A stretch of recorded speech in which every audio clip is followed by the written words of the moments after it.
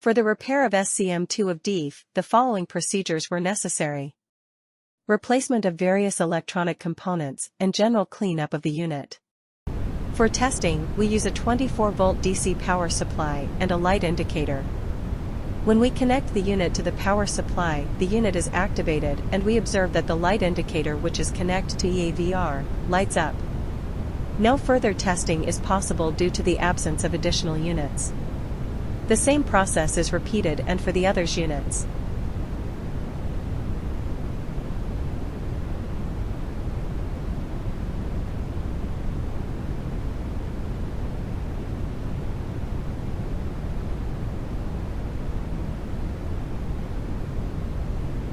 It is now clear that the SCM-2 is working properly and is ready to be delivered to the client.